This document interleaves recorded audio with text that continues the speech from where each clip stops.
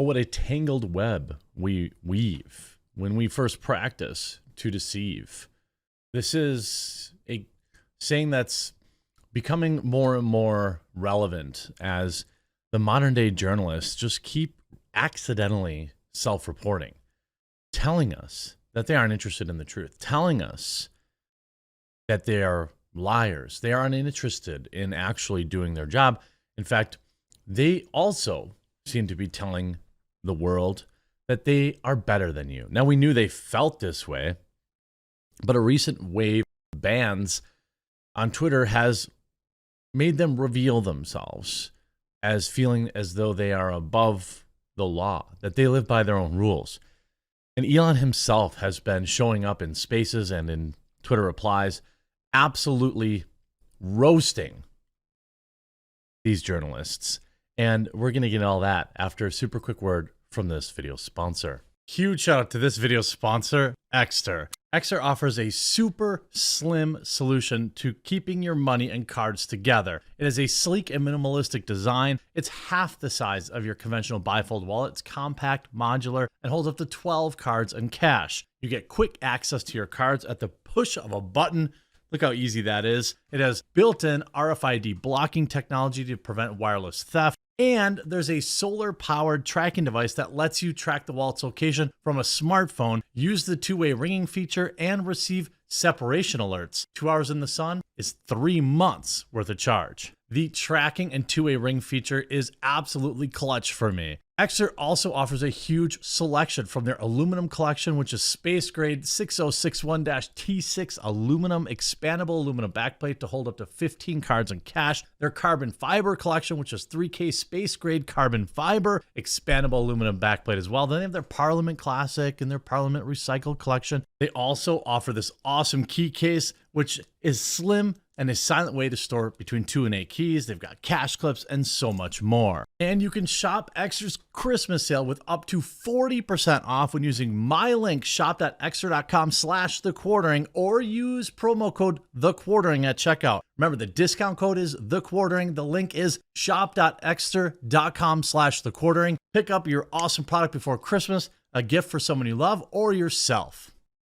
Absolutely love the product. Use it myself, and it's been awesome. Picked up a few for friends and family as well.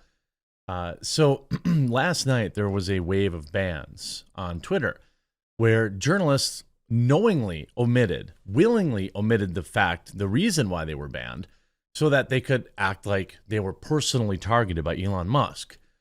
If you've been following the Twitter hullabaloo lately, there's a lot to be said going around about tracking Elon Musk's private jet. It reached its pinnacle the other day when some lunatic tossed themselves on the hood of the car with his child in it, with Elon's son in it.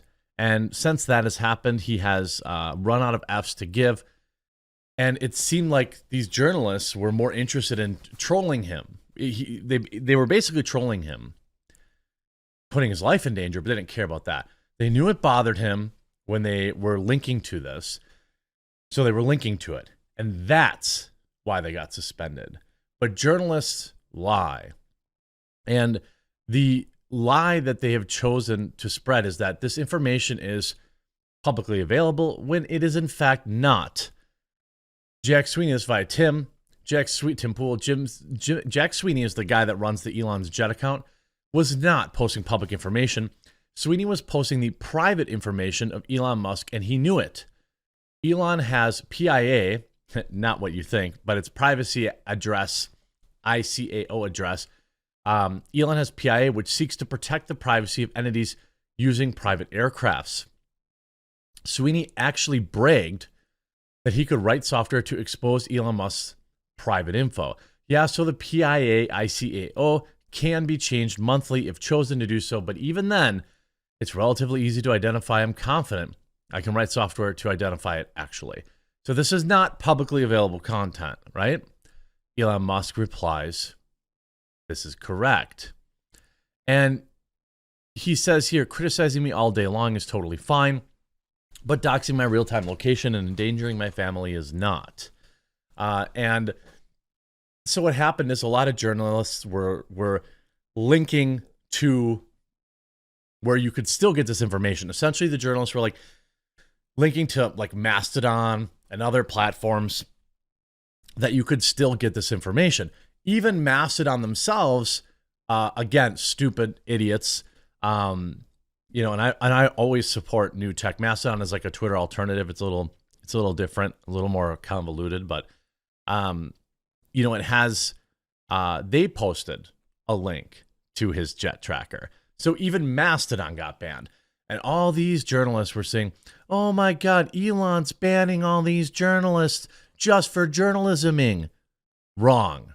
And you can see he hopped into Spaces with a group of journalists and informed them that the same doxing rules apply to them and they are not special.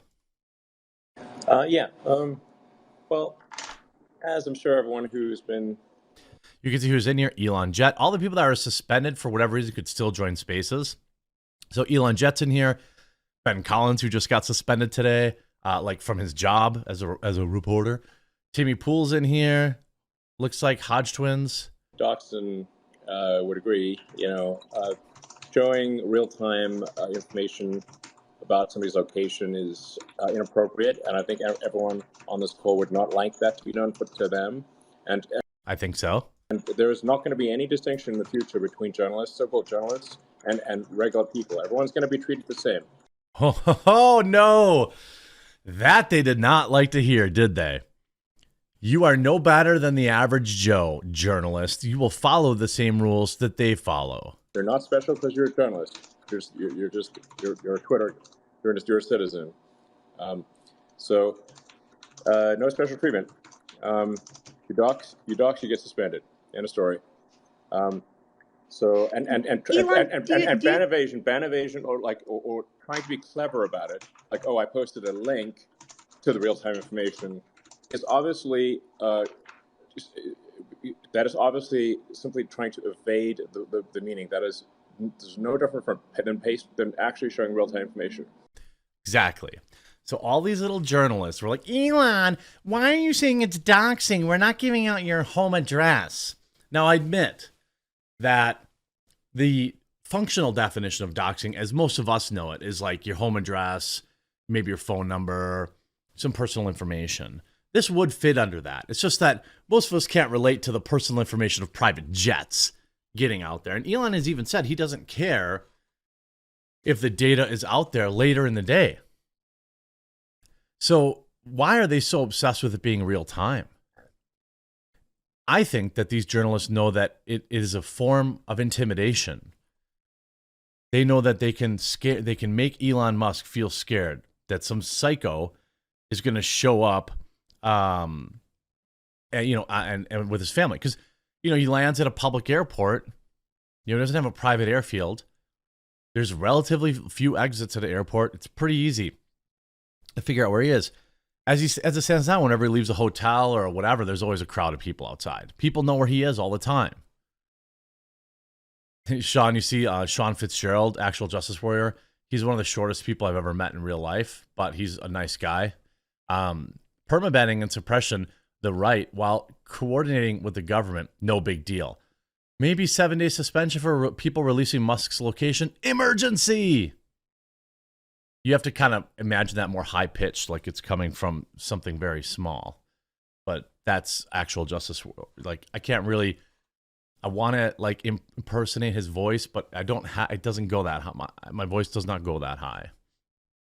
But great guy, though. Really nice. Very small, though.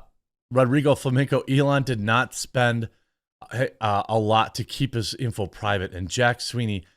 Elon did spend a lot to keep his information private, and Jack Sweeney not only stalked him, but gave his methods to dox other famous people. He did this with Kim Kardashian, I think. He even bragged about it, being able to skip through all the blocks. So this is doxing by journalists, no different than what Taylor Lorenz did to libs of TikTok. I agree. And it's what's hilarious to me is all the articles that came down and, came out and said, oh, we're getting banned. We're being banned for just reporting on Elon. That's literally the narrative that they were all saying. I was just reporting on Elon and then I got banned. No, you are linking to Mastodon accounts for real-time tracker of his jet. You see this via Twitchy. Elon Musk calls down the thunder on journalists, says they're not special in heated Twitter space. If they're naughty, they get suspended. We just learned that. But so journalists tweeting Elon Musk's live location led to a stalker jumping on the hood of his son's car. The way he suspends their accounts, you'd think they'd been misgendered. You'd think someone had been misgendered. I mean, you know, it was like Taylor Lorenz even scrubbed her entire Twitter account. She's so afraid of getting banned. These people are addicted to Twitter, and they act like they don't care. Now they can go to Mastodon, and they're still going to have alt accounts on Twitter. And they're still going to be looking at Twitter every single day because that's where everyone is. You can run all these Twitter's dying or blah, blah, blah, blah, blah articles you want. But the fact of the matter is Twitter's never been more exciting. Taylor Lorenz scrubs her Twitter account after getting caught in so many lies and doxes and Lamau. By the way, shout out to Twitchy. I like them. You know, you see Taylor Lorenz literally scrubbed all of her tweets. She's so afraid. How many times, like, then she made her account, Tay just made her account private. She knows she's about to be fired, and I hope you have hired a lawyer to sue Jeff Bezos for doxing and slander. I don't know if she actually tweeted out his tracker. I'm willing to bet she did at some point in the past. And, you know, I think we also have massive layoffs coming from the Washington Post next week, too, or on Q1. Someone go knock on the door and see if she's okay. Nice reference. These journos have enjoyed elite status for a long time. You see this too. Again, wonder what would happen if a bunch of journalists cut and paste the tweet language. So that apparently got Drew Harwell booted. Quote, Twitter just suspended the account of competitor's account, Joy Mastodon, because it posted a link to its own website. And this always says public legally acquired data and decided 2 days, whatever. Again, this is not public of data. And then right here, Mastodon tweets out, did you know you can follow whatever over on Mastodon? And it says it's Elon's personal information. So, yeah, like, but they wrote a million articles about, you know, oh, they banned a competitor. No, they didn't. Keith Olbermann, you see, well, dang, many other lefty accounts, including Keith Olbermann, have been suspended. Keith Olbermann, everyone's laughing about Keith Olbermann. He's just a lol cow, but I mean, here's John Levine. Again, this is one of the tweets that I thought was like, I don't know who John Levine is. He works at the New York Post. He says, reporters covering Elon Musk are being nuked. No. These are all people who are all linking. Many of these people are linking the personal jet account. They weren't just people that were covering Elon. Ben Collins has been covering Elon in a negative light for years, and he's not banned. It's just for them linking to his real-time data. I think it's a totally reasonable thing to do, by the way. I hope you enjoyed this video. We'll talk to you again real soon.